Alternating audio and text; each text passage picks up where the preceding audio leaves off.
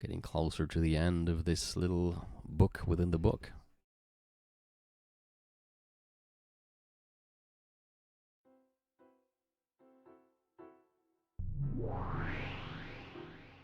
This is Beatrice. My soul was captured by the woman shown in that massive portrait. That might have been literally true. Or rather than captured, perhaps it would be better to say that my soul had returned to a more fitting place, the place it belonged. The beautiful blonde hair was the same as mine, but tied up. The dress she wore was a deep black, making that golden hair stand out all the more. This is the witch, Beatrice, my true form. What is this? There was a plate with too many words for it to be the title of the picture. Behold the sweet fish river running through my beloved hometown. You who seek the golden land, follow its path downstream in search of the key. Still not here? Okay, that's the last time I checked. The golden land? I see. So my world is the golden land. I have always called my own personal world a paradise, but tonight I shall change that. From now on my world shall be the golden land. I am the master of the golden land, Beatrice. And then there is the brutal ceremony of sacrifices starting on the first twilight. On the 9th twilight the witch shall revive and none shall be left alive. If I carry out the ceremony, will I revive in the truest sense? Then on the 10th twilight at journey's end you shall attain to the power of the golden land's treasures. Once and for the last time the witch shall praise the wise and bestow 4 treasures. One shall be all the gold from the golden land. Kinzel received a massive amount of gold from Beatrice, and rumor has it that it still lies hidden somewhere. Is this, as the family members and servants are all whispering, a code showing the location of Kinzel's hidden gold? If a human solves it, they will obtain a great quantity of gold. However, if I do it, it will mean my own resurrection. Kinzel, you aging magician. Just when I was mocking the shortness of the time left to you, you started a game like this. How interesting. I'll definitely solve it. Then I will revive as the real Beatrice. When that happens, I will use my great magical power to rule over object and man, day and night in all of Rock Kanjima.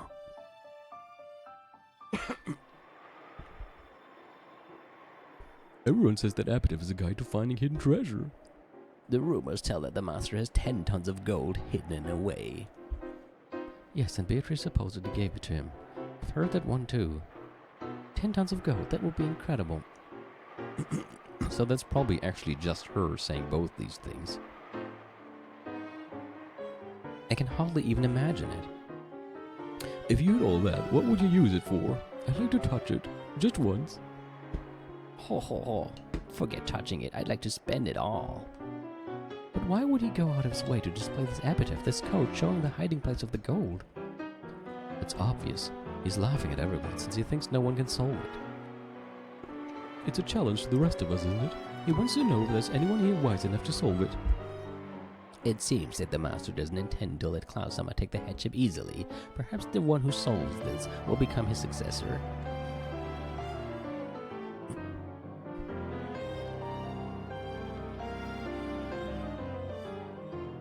Genji-san, what is this? Could this be a portrait of Beatrice? The Beatrice? Correct. This is Beatrice-sama. What on earth? There's a strange little poem-like thing over here.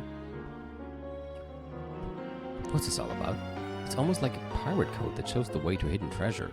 Genji-san, what does this mean? The master said to read and interpret it as you wish, yet the riddle applies equally to all who can see the aRdW. You said riddle just now, didn't you? That means this can be solved. Yes, that's it. Father doesn't want Nisa to succeed him. So whoever solves this will become the successor. Finally, the tables have finally turned, and I now have a real chance to become the head.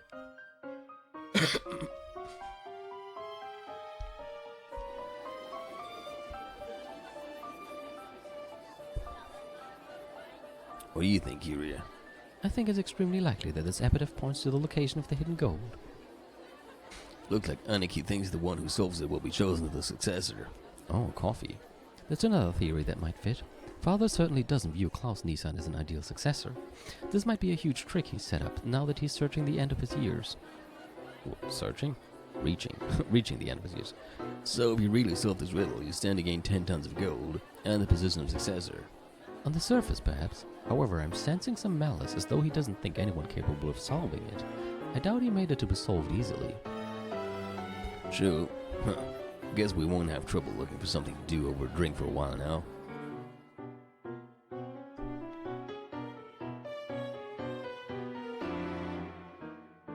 Ridiculous. How could anyone solve this? Rosa tossed aside a notepad with the epitaph written on it and flopped over onto the sofa. Solving this means 10 tons of gold. With that much, I'd never need to worry about schemes for cash again.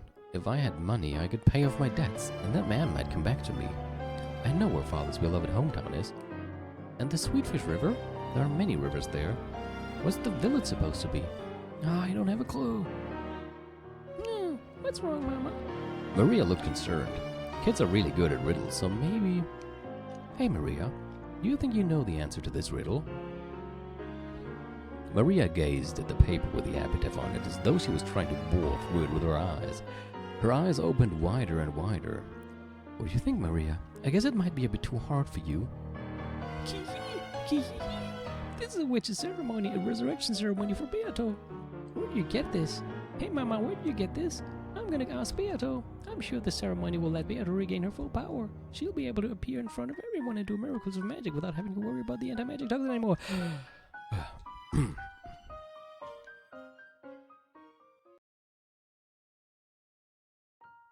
And the epitaph. It seems the family members are all competing to solve the riddle. Good. Let everyone try. And none will solve it, except for the one blessed by a miracle. If I let my guard down, even I might forget the process. That is how difficult it is. Maybe Shannon actually solves it and then he acknowledges her as a reincarnation of Beatrice or something. Because it is difficult, solving it will bring about a miracle. Precisely. This miracle shall be the last one I desire in my life, my final bit of magic. When a miracle comes and allows one to solve that complicated epitaph, it will surely mean Beatrice's resurrection. Oh, Beatrice, I just want to see your face one more time. I don't need wealth or honor anymore. If I could only meet you one more time. This would be the last bit of magic that Kinzo, who realized he was facing his last years, would ever use. He was betting everything that Beatrice had given him, hoping to meet her just one more time after being separated by death through 2 generations.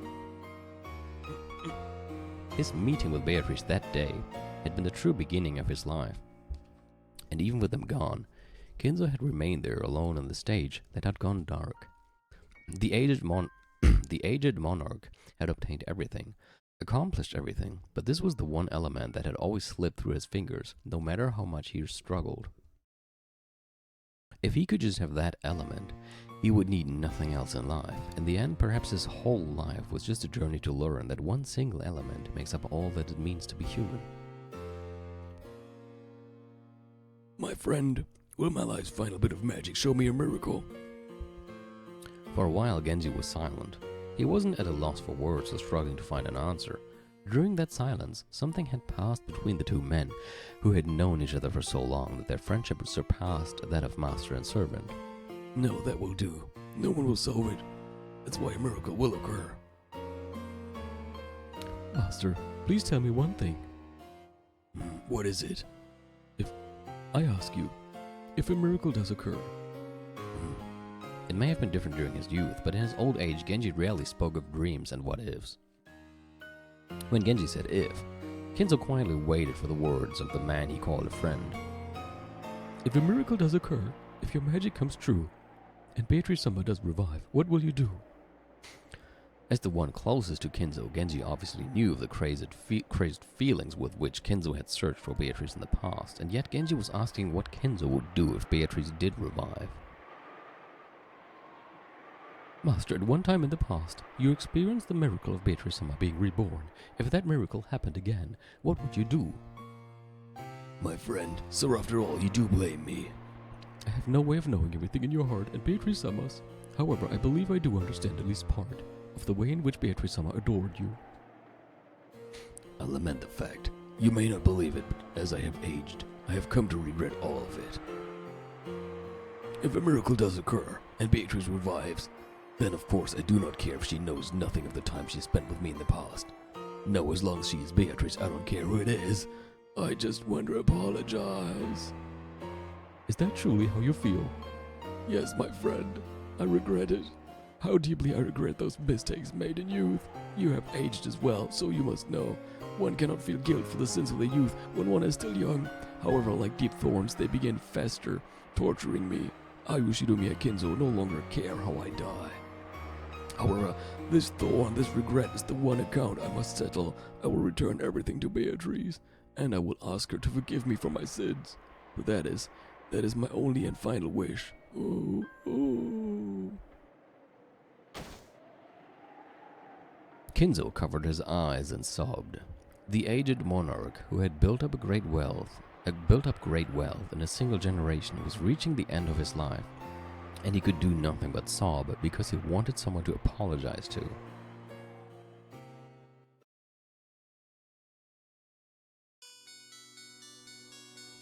Wasn't the epitaph a trial grandfather made to choose the successor? I thought that too at first, but it looks like the situation is a bit different. At this point in time, I also thought it was a trial, that it was a game for selecting the successor which Yoshidomi Akinzo decided upon on a whim. And it wasn't? This epitaph meant something for Yoshidomi Akinzo and Ronov Genji that only the two of them could understand. So this was not the workings of fate. It was inevitable.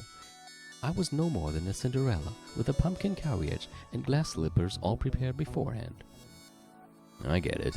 So this was a farce that Kinzo and Genji set up. Was it perhaps made so...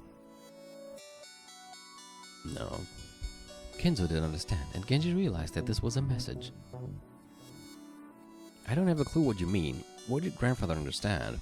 And what does Genji-san have to do with this epitaph? The epitaph wasn't solved. Someone was made to solve it. And then Beatrice truly revived. If that revival had never happened, then 1986 would still have come, but the incident might have been completely different. Was it somehow done so only the daughter of Beatrice could solve it? But as far as I know, Shannon, if it is her, doesn't know anything of that, who she is.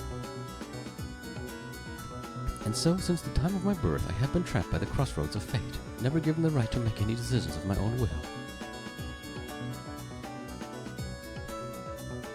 Oh, I am one yet many, and yet we have never been able to resist fate. We are little more than leaves caught in a whirlpool. No matter how we dance, we must eventually be sucked in and disappear.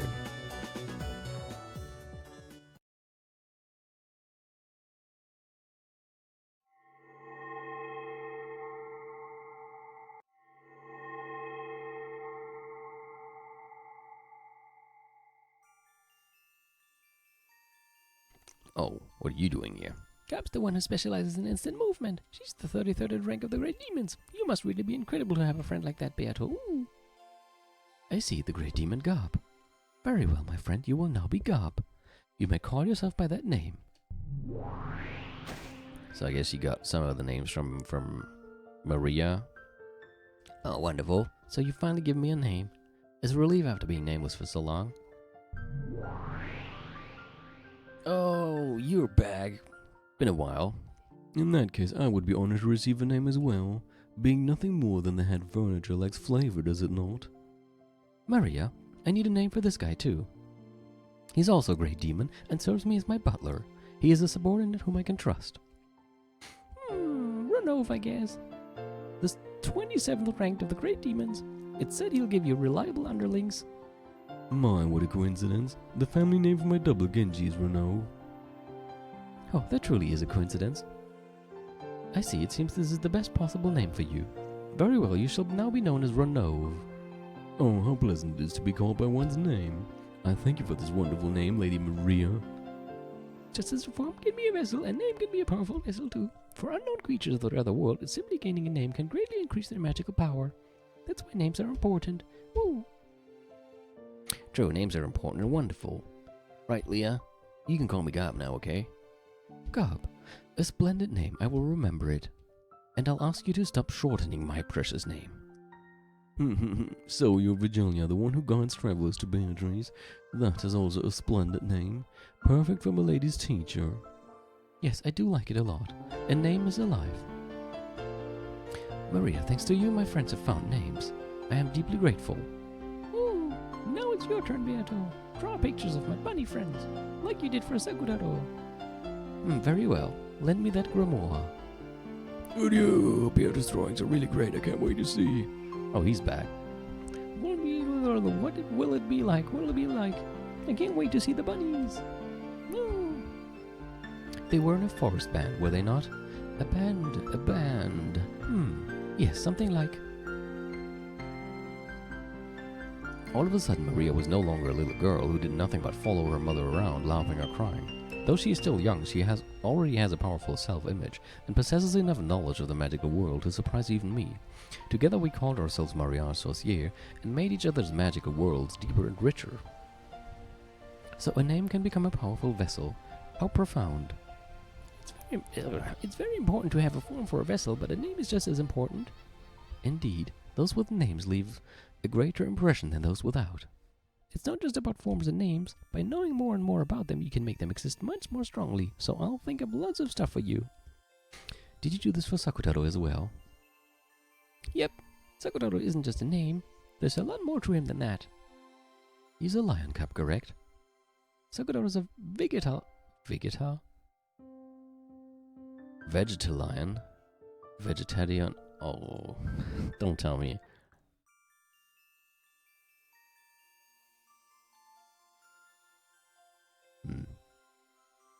Oh, man.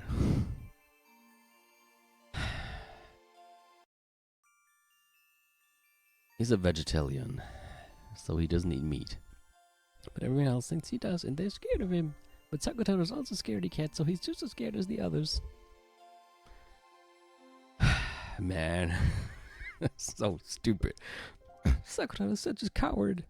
Yeah, that face there right now, that emote. Glad. What you? I don't eat meat. I'm not a scary lion. Oh, look, a flesh-eating sparrow. Flap, flap, flap. Oh, you sparrows are scary. Sparrows don't eat meat. Sakutaro's a coward, so he thinks they do. Did the sparrow go away? Would you? Like the animation here. You're such a scaredy cat, Sakutaro. If you keep this up, Sasuke and Sakusuke and Sakukichi will start making fun of you again, right? Would you? I'm not a scary cat. Oh, the sparrow's back. Flap, flap, flap. Oh, I'm eaten.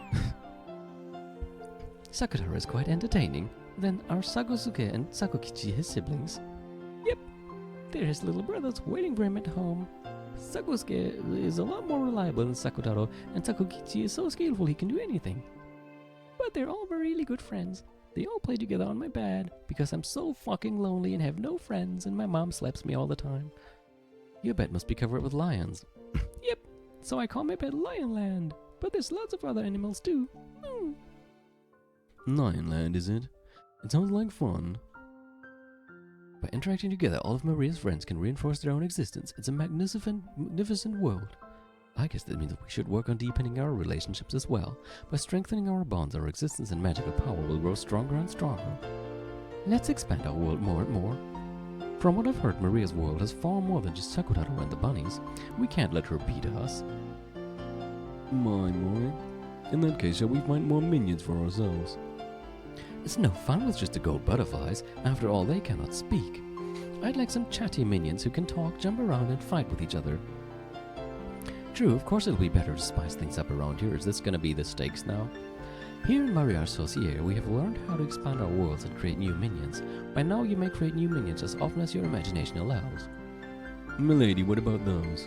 Could you make vessels of those dark tools you found when cleaning out Goldsmith's storage room? Oh, perfect. Minions created from dark-looking vessels like that will surely be fitting for me. There will be more and more of us, and it will get very lively here. We'll get more and more new friends. That's my magic. And Beata can take my friends and give them a form. You can make them grow. You create them and I grow them. Indeed. That's Mariage Associé for you. Still, bunny ears are pretty hard. It might take some time before the bunnies manifest themselves. Be sure you make them cute. But of course, this is where I get to show my skill. So it's because, is it that she's drawing them? And like she was bad. Maria wanted to have some bunny drawings, but she sucked at that, so she's doing some other drawings for now. And then that's why the Cheester sisters later have bunny ears. Create a creature, give it a name, give it a form. Doing that is no different from giving birth to new life. When a human gives birth to a child, they give it a form, give it a name to identify it by, and deepen its character by raising it in the world. aRdW is doing exactly the same thing. In our world, we can create whatever creatures we think of, give them forms, give them names, and make them friends we can interact with. We were engrossed with our game in this world called aRdW. At least Maria was engrossed. She would badger me to play this game every time she came, and of course I was too. So Shannon was probably pretending to be Beatrice when she was together with Maria. However, when Maria started happily writing something and I just sat there for a while, I must admit that I sighed and looked up at the sky, making sure she didn't notice. It's fun to increase the numbers of our minions. They make things lively so I do not tire of it. I may have tired of my minions alone, but even that problem goes away when I can interact with Maria's as well. It takes two people to create a universe. I know I have that second person, so I am satisfied. I think I am satisfied, and yet one little part of me is not. It truly is a tiny part. After all, it's so much fun playing with Maria that time seems to fly on by. But even so, when I look up at the sky, during those short moments I feel an empty feeling I can't describe. I know, my universe is not complete. My apologies to Maria, but she is not the second person I want to create a universe with. No matter how much I nurture my world with her, the roots of love in my heart leave gaps. 4 years have already passed since that day. He left saying he'd come for me riding a white horse, and I was the only one without a letter. And he even said that he probably wouldn't be returning to Ropkanjima. Is this love? I always believed that love was so much sweeter, so much more intoxicating. But now I don't know anymore. I don't know anymore. Though I long for him so much it's maddening, I can sometimes feel hatred underneath. However, even that hatred is wrapped in adoration. The roots of love have remained in the corners of my heart all this time. At some point I gave up hoping that Bella would return. However, the roots of love stayed right where they were. In other words, even 4 years later, I still believe he will come back someday. The flower of my love has curled up and withered, as though against the winter cold. However, the root is still alive, and it is always waiting for him to return, waiting for a chance to bloom beautifully again. I'm grateful to Maria. aRdW has eased the burden on my heart so much. If we hadn't met like this, I may have withered away along with that root. Even this incomplete universe is necessary for me to remain alive now. I must live on until I can create my complete universe. Until that day, I will not be complete. Though I have a form and a name, no matter how deep my world grows, I will not be complete.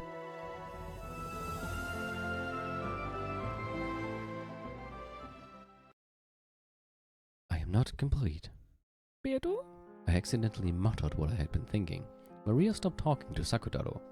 I regretted that my slip of the tongue had ruined this fun time, but there was a long silence before I could smooth it over.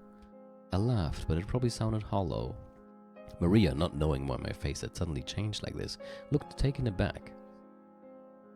Though my minions will each deepen this world in their own existence, becoming full, I alone never will be complete. Will never be complete. I know I will not be complete. It's because you don't have enough magical power. Maria answered instantly. Beatrice has lost her magical power and is unable to regain the strength she once had. That's how the story goes. So Maria's answer was correct. That's right. I may be incomplete because I have lost my magical power. In that case, if my power becomes complete and I revive in the truest sense, will my world become complete as well? Does that mean that the person I want to nourish a new universe with will come back? If, as I claim, I really was able to control miracles at will in the past with my magic, then if I succeed in reviving, would that miracle definitely occur? If such a thing were possible, I'd want true magical power to use for my resurrection. That's right. It's because I do not possess enough magical power. Poor Beato. It must be pretty inconvenient with your magical power still weak. I want to get it back, quickly. My old power. I guess you'll have to do that then. What do you mean by that? The ceremony of resurrection. The ceremony of the potter's epitaph. If you read that epitaph literally, it does sound like a witch's resurrection ceremony. To Maria, who believes in witches, that epitaph must be a ceremony in itself. Unlike the other family members, it seems that she's not very interested in the location of the hidden gold. If that epitaph's riddle is solved, one might learn the location where Kenzo hid all the gold I once gave him. That's the gold you created with magic, right? Indeed. The crystallization of the great magic I possessed in those days. In that case, if you get that gold back, your magical power will go back to normal. Perhaps. It will. It's gotta be your resurrection ceremony. I'll help, so let's solve it together. Then you'll revive. And when you do, you'll take me to your golden land. That's right. I did promise that I would take you to the Golden Land. You said that all wishes are granted there. There's no black witch there, just a nice mama. And I might even meet the papa I've never seen before. Of course there won't be any school or homework or bullying of friends, and we can live happily ever after. Hey, Sakotaro, doesn't that sound fun? Oh, you! The epitaph of the portrait. So, must I face the epitaph riddle after all? If Kinzo's children struggled uselessly over it, how could a complete stranger like me solve it? If I did happen to solve it, that would surely be a miracle. Will doing that bring about another miracle and return my miraculous power to me?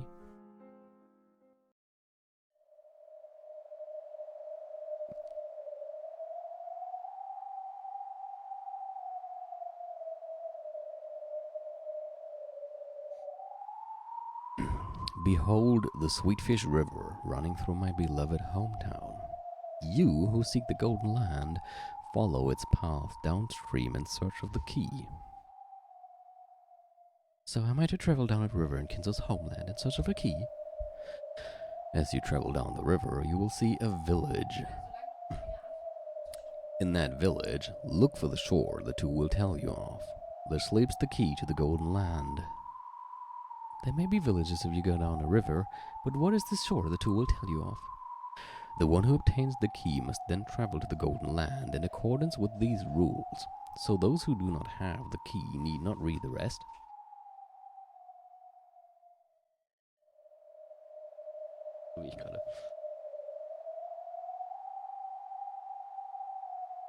I do not understand it, but that's how this riddle is. It's practically unsolvable, so solving it would be a miracle. That much makes sense. I felt a stabbing pain in my body. Somebody stabbed me! Oh, the anti-magic toxin had burned my skin. Some human is probably approaching. I raised my form. Multiple sets of footsteps approached. It was Genji, Shannon, and Kanon too. But aren't you the same as Shannon and Kanon? It seems everyone is engrossed with solving the epitaph's riddle. Yes. I hear that even some of the servants have copied it down and taken it home with them. If you solve this riddle, will you really find 10 tons of gold? Indeed. There can be no doubt of that. I don't understand. The puzzle may be a tough one, but why is the master showing the location of his precious gold in a place where everyone can see? That is the master's magic and also a bet. The master believes that the one who solves this difficult riddle will contain Beatrice Summer's soul within them.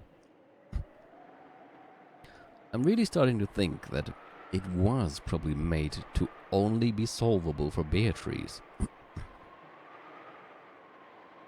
So, basically, he wrote there because he wanted once more to hope that a reincarnation could happen. Since that's what he believed in at first with the first Beatrice, the daughter of the Beatrice.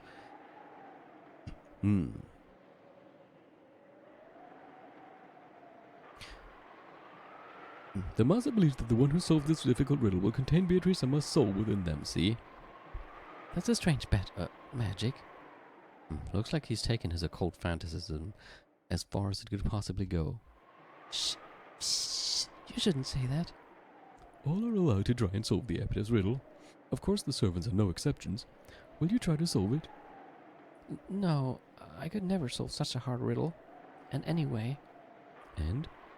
Even if I had 10 tons of gold, I can't think of anything in particular I'd want to use it for. I'd be more than happy if these peaceful days continued forever. Looks like you and George Summer have been pretty close these days. I just hope being distracted doesn't make you even more of a klutz. That won't happen. With a backward glance at this conversation, Genji walked up to the portrait and looked up at the witch. When they saw what Genji was doing, Shannon and Kanon immediately went silent. Genji, who was the head of the servants, the closest in age to Kinzo, and the one whom Kinzo called a friend, probably understood Kinzo's heart better than anyone else. What did he think when he looked at this portrait? Neither Shannon nor Kanon could tell. Behold the Sweetfish River running through my beloved hometown. Suddenly Genji started reciting the epitaph. Shannon quickly nodded to show that she was listening, but it wasn't clear whether he was talking to her at all. Genji, his back still to them, continued. The master would not describe Odawara as his beloved hometown. I've heard that he lived far away. Though we don't know where it was. I actually... Simon, I don't know if you're in the chat right now, but Simon and I talked about Taiwan as a very likely candidate. But I don't know, I still couldn't really do anything with it. I don't even remember how we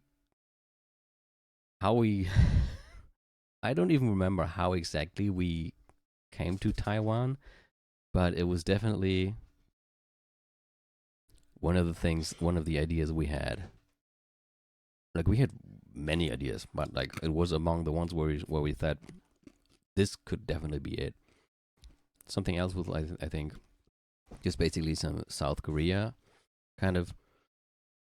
Yeah, partly because of the stupid nuts as well, because when the Eureka nuts got mentioned, and it was like mentioned that Kinzo was a fan of those until Natsuhi showed up.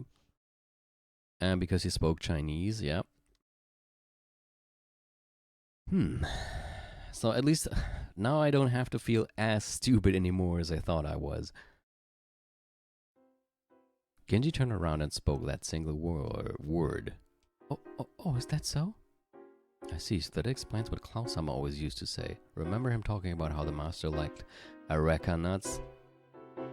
You didn't consider that scene? That kind of, that like immediately struck me as odd. That it was, I don't know, emphasized so much that Kinzo, who I don't know, Kinzo would actually eat this.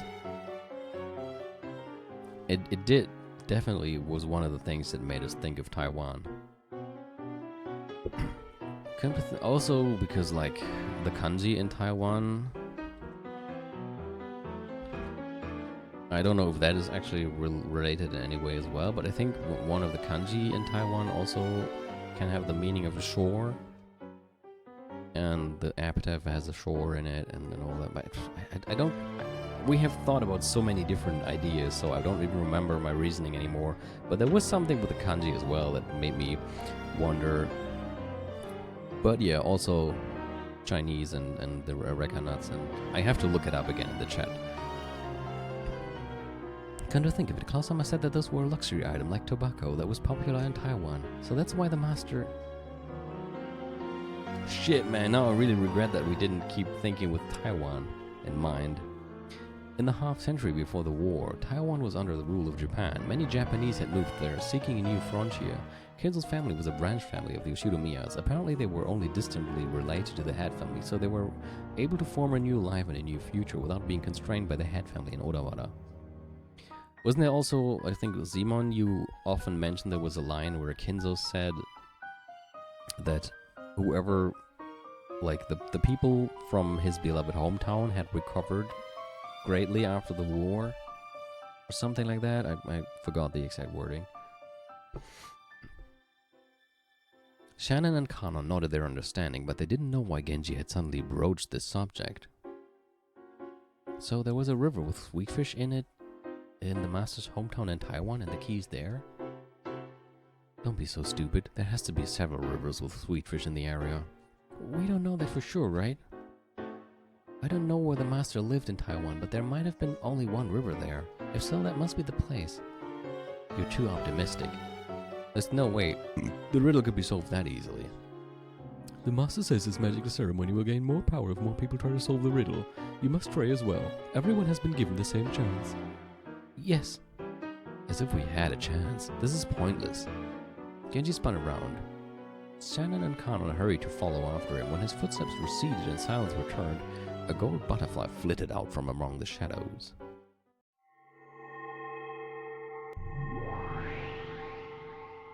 Taiwan, is it?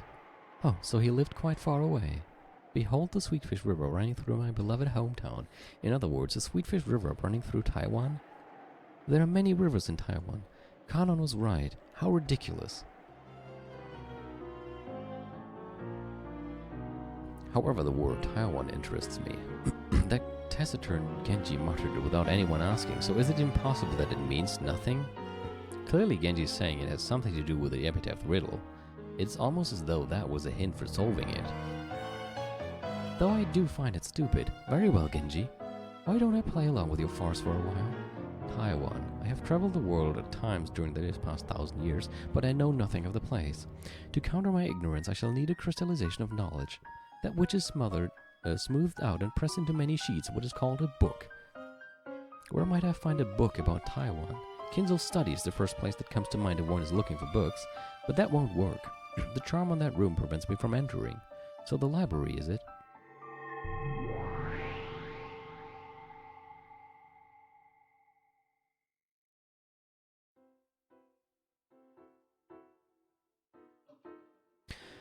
Kinzo's vast collection of books grows each year. The books that don't fit in his study are stored in a book storage room that we usually call the library. Of course, there are countless books just in this place. The library has everything from valuable books to apparently worthless books, all packed together like an antique shop. There was a golden glint in the keyhole of the library's door, and a gold butterfly flitted out. Stinky as ever, I see. Dust, mold. I see, so this is the stench of knowledge. Well now, how can I find a book on Taiwan amongst all this? I guess we could interpret this as Shannon being the voice of I might be able to solve it, and Kanon being the voice in her head of no, you're too stupid to solve it. But then eventually she like gets confident and definitely wants to try it, so she sneaks in here. And so this is not Beatrice, but Shannon in here. However, I realized right away, if I wanted to quickly find out about Taiwanese rivers, I didn't want a book on Taiwan. An atlas. There must be one of those somewhere around here. Search, my butterfly minions. Find the book I seek in this dusty noble graveyard of knowledge. A cloud of countless gold butterflies appeared at my feet. They swayed, blew like the wind, and coiled themselves around the library. Eventually, the cloud of butterflies selected a single book. It seems that this is the one.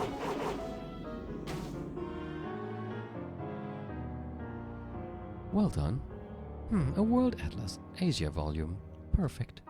It was a grand, thick, illustrated encyclopedia of maps, several volumes long. There was even a thick section on Taiwan. This should be plenty useful. Taiwan. 394 kilometers north to south, 144 kilometers east to west, an area of roughly 36,000 square kilometers. Oh, that's pretty large. By area, that's about the same size as Kyushu in Japan. This led Beato to a very natural question. Just where on this massive island did Kinzo live? Genji mentioned Taiwan, but that's all. How careless I've been. Beato had vaguely assumed that the riddle would be solved in a flash if she could just look at a map of Taiwan. However, Taiwan is no small place. Just which part of this large island did Kinzo call his beloved hometown? I kept looking through books in this dusty library, sometimes having to cough, and I was not happy with being stuck in a place like this. So the largest city is Taipei.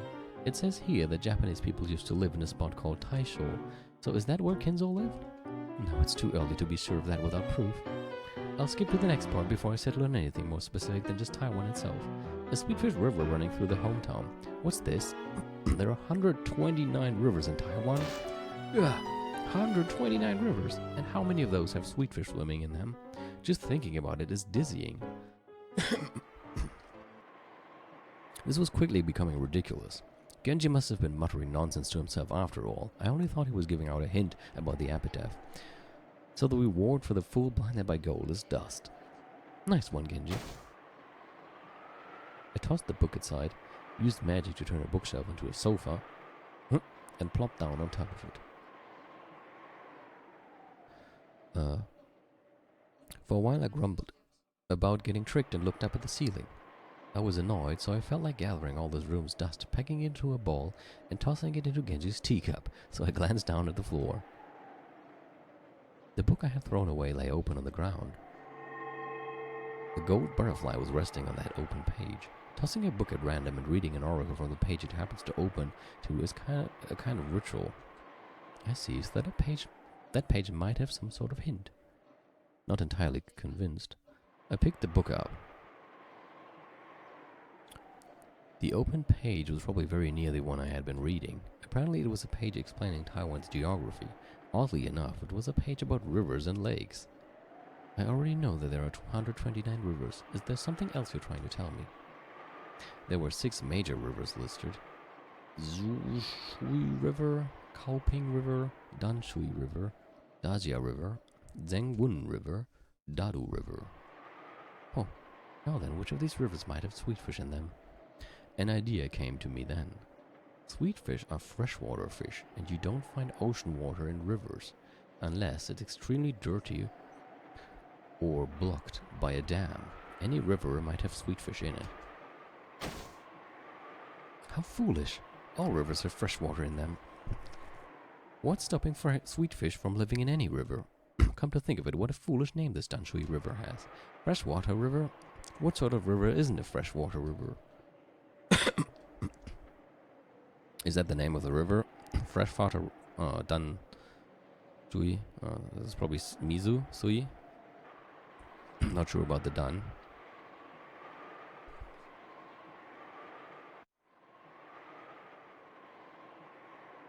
Okay.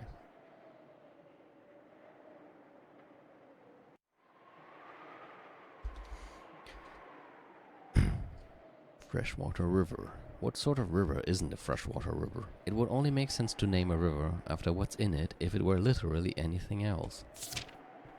Danshui River flows from Taipei to the harbor town of Danshui. I see, it isn't called that because of the water in it, but because of the town at its mouth. As you travel down the river, you will see a village. In that village, look for the shore the 2 will tell you of. I realize that this is stupid, and yet there's something about this town. Behold the Sweetfish River running through my beloved hometown. That line should be talking about one of the 129 rivers. Sweetfish are freshwater fish.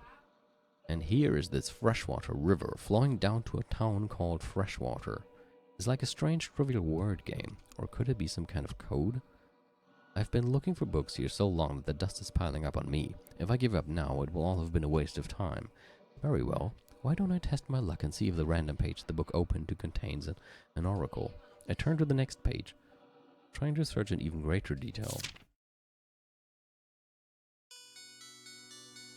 To me, solving this riddle was like a game, one that all of the servants were engrossed in. I was just trying to be one of that group. For quite some time I had suffered from a lack of books I could find particularly absorbing, and I was very bored, so I took that book back with me to my own room and looked through it every night. There's a hint for the epitaph riddle in an atlas. In the 3rd game, Eva solved the riddle after reading a book in the book archive. Then in the 5th game, Fudo to Erika looked for an atlas in that room before solving the riddle herself. Then there really is some secret in a map of Taiwan. I believe that the Sweetfish River part was a code for Danshui River. Every day I researched the surrounding geography in detail. Of course, I also looked up several small streams that might have sweetfish in them. However, that didn't get me anywhere. According to some information from a previous game, we aren't looking for an actual river, but it is something that flows. That's how Afa interpreted it. So it isn't a river. Correct. In the end, Danshui River had nothing to do with it. However, now that I think about it, it must have been an oracle after all. The river itself was unrelated, but it was still a great hint. The river was unrelated, but it was still a hint? Calm down and think. Think of something that flows but isn't a river. Time? I don't know. So something other than water that flows. What can you think of? Try and think outside the box. Well, I'm tired of all this puzzle solving. Stop being annoying and give us the answer. You solved the epitaph. You solved the epitaph, right? Probably. Something other than water that flows. Something? Methods of transportation? Like a road or a highway? Correct. It took me so long to realize that the Sweetfish River did not refer to water itself. That's right. There's something other than a river with the name Danshui. Something that both people and things flow up and down. Up and down? You mean... That's it. Railroads. Fuck! Zimon and I did think of railroad. I think it was actually Zimon who thought of railroads. But at that point, we were still thinking of Japan, and we were looking at, like, Japan railroads. So, I think it is at least fair to say that we were not as stupid as we thought we were. We did think of Taiwan. Railroads came up. The Danshui Line. It's a railway that goes from Taipei to Danshui Harbor. It was constructed in 1901 while Taiwan was under Japanese rule. Afterwards, the number of stations continued to grow and it became a major artery into Taipei. This railroad was used after the war as well and is still in common use as the Danshui Line of the Taipei Rapid Transit System. Its route begins at Taipei Station and continues on until the town of Danshui.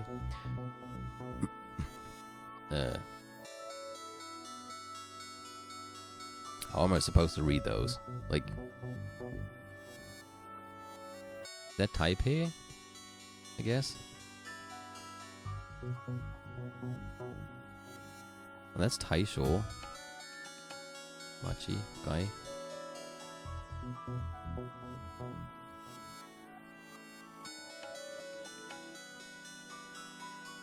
Yeah, I don't think I have. But did that just... Did that just have the kanji for epitaph? Here? What did the epitaph say you'd see if you went down the river? A village. There's only one station on the Danshui line with Sato, the character for village, in its name. Is there? Well, it's not on here. Or maybe it's the next one. And it's this. What is that? Is that Sekihi? How do you read this? The Japanese pronounce it Kirigan. Oh. Gan, huh? His name was Sekihai. Not he, Hai. His name was changed to Sekihai Station after the war, but when Kinzo lived there, it was Kirigan Station. As you travel down the river, you will see a village, the Sato. In that village, look for the shore the two will tell you of. Sato isn't the only one. You can also see Akiri, the character for shore. In the end, it took me quite a long time to work out that the station was the one referred to. It has the character for village and the character for shore. It felt like a kid's riddle, playing with the letters. The first character in Kirigan has a Kuchi, the character for mouth. I actually talked to Zimon about this, about the whole mouth thing, because I think the epitaph even has something like Kuchi ni suru as speak of. And that's like sono, isn't it? I think I know this from sono.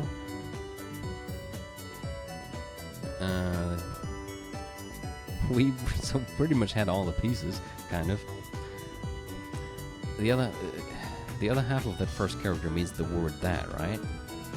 That village is shore, and the mouth is telling of it. I see the mouth is in the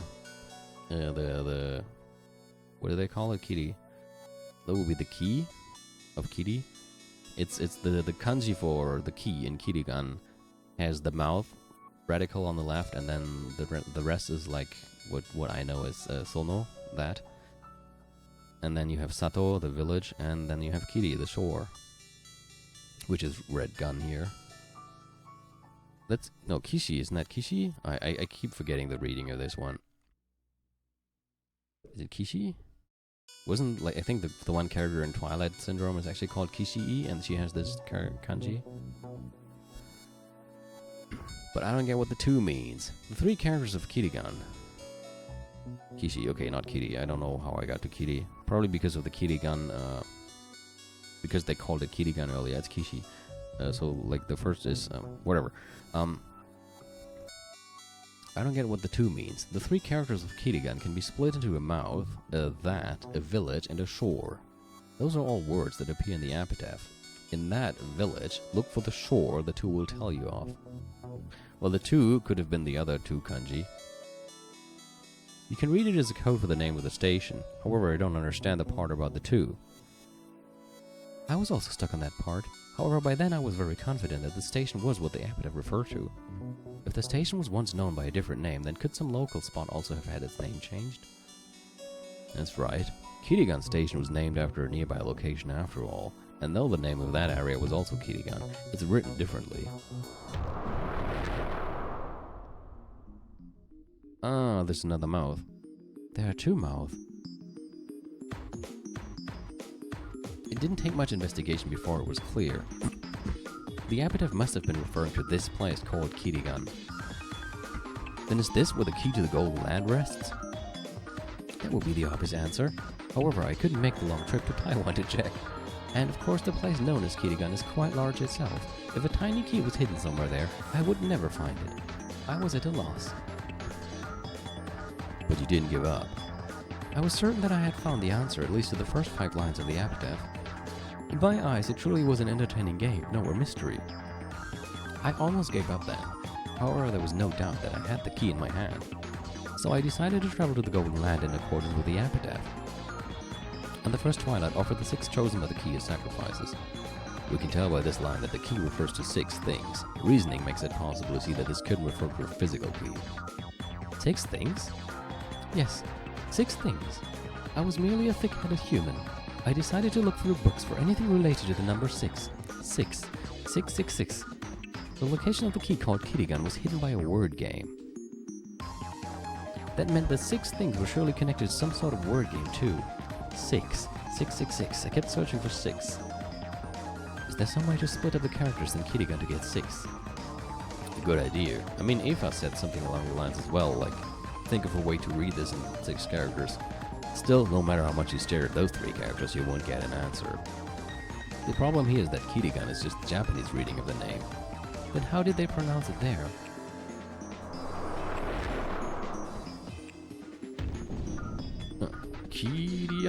Quilian? It's pronounced... I don't know how to pronounce that, I will just say Quilian. When written in Roman characters, that's 6 letters long. 6 letters? Then it's a word game after all. This is what it means by the 6 chosen by the key. I get it. Talking about it like this, it sounds like a line of reasoning that can be reached in a second. However, it took a long time before I reached this spot on my own. A dizzying number of nights passed from the time Genji uttered that single word to the time I got this far. So what does it mean to offer these 6 letters as sacrifices? On the second twilight, we start hearing about those who remain. Reasoning opens up the possibility that the 6 letters of the key are being removed from an even larger set of letters. However, what could the 6 letters be removed from? That puzzle worried me for a long time. It's like the start of an entirely new riddle. This time I would have to solve it all by myself without any assistance. In the previous game, I'm pretty sure Aunt Rosa formed some sort of theory about the first twilight. Right, that theory about a 10-day journey ending at the 10th twilight. On the 10th twilight, a journey's end, you shall attain to the power of the Golden Land's treasures once and for the last time. Yes?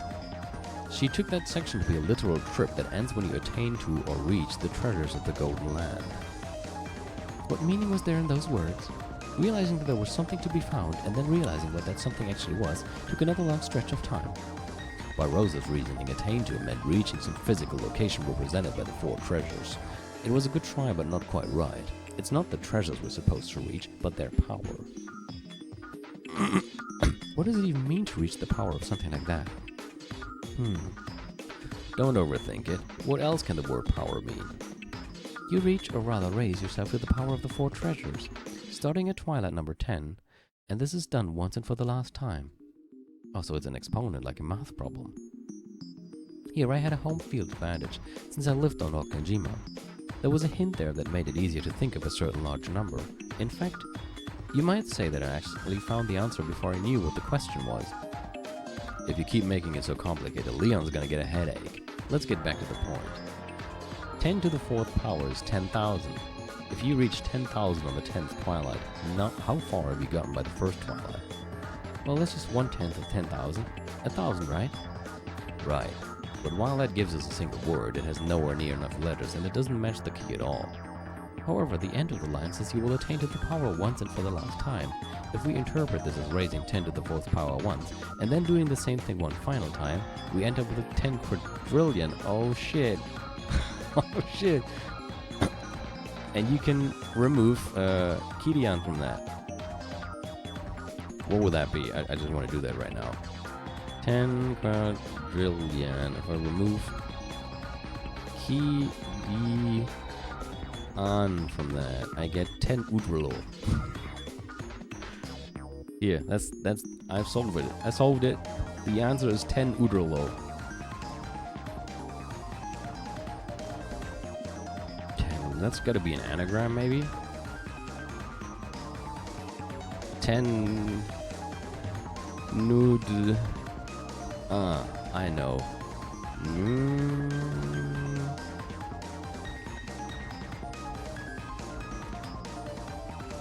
It's the nude lord. It's the lord of the nude. But because he can't say that in front of everybody, he changed his name to Lord with a T. No fucking clue. That's 10 quadrillion. At the 10th twilight, or quadrillion at the first twilight. Maybe we don't even need the 10. What happens if we do that? I mean, if we just get rid of 10, we would have Udlor, or whatever. Doesn't really, can't think of anything. It's 10 quadrillion at the 10th twilight, or quadrillion at the first twilight, as Battler guessed. In the 5th game, it has 11 letters, or should I say, as you guessed. Strangely enough, both words begin with Q. I felt that this just had to be right.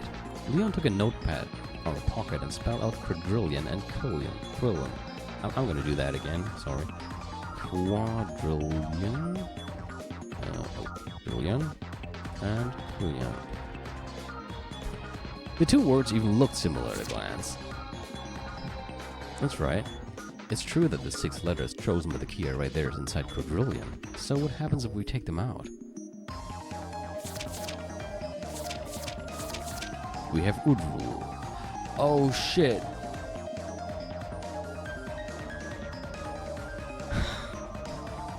Nah, can't be, can it? Anybody else had the same thought I had just now? No, but that doesn't, I mean, where would you even? We're left with 5 meaningless letters. However, the important thing is the number 5. After all, in the next part of the epitaph, the word kill appears 5 times, and then on the 9th twilight, none shall be left alive. In other words, there should be 5 letters left. On top of that, just as Betlasan guessed in the 5th game, 2 of these letters are close to each other. The D and the R. Those must be the 2 who are close. Once you reach this spot, the riddle has been practically solved. Or put another way, this is as far as you can go with the epitaph alone. You might be able to figure out the answer with a little more wordplay, but you won't be able to activate the device. That's right. Once you know this much, all that remains is to gouge and kill. You had a good idea of where the place was even before you got this far, right? Yes. Some people suspected that the gold was hidden there even before the epitaph appeared. And because of the mysterious phrase that appeared there, it's only natural that I thought the place concealed some secret. What do you mean by the place? Is it behind the fucking picture? Because I did mention that as well. Or the chapel. The place with the device that opens the door to the Golden Land, but they went outside. Bettler and Erica went outside to do it. It can be behind the picture. Would also be way too easy. So also, what I meant earlier by it can't be is UD RLO kind of looks like up, down, right, left, open. But that's probably not right. Played with a device that opens the door to the Golden Land, a quick-witted person should be able to figure out where the first twilight is by now. Huh? I thought the first twilight was quadrillion, not a place. It's the place where quadrillion is written, as the chapel. You should know it. Or did you blindly follow Kinzel's orders and never go near it?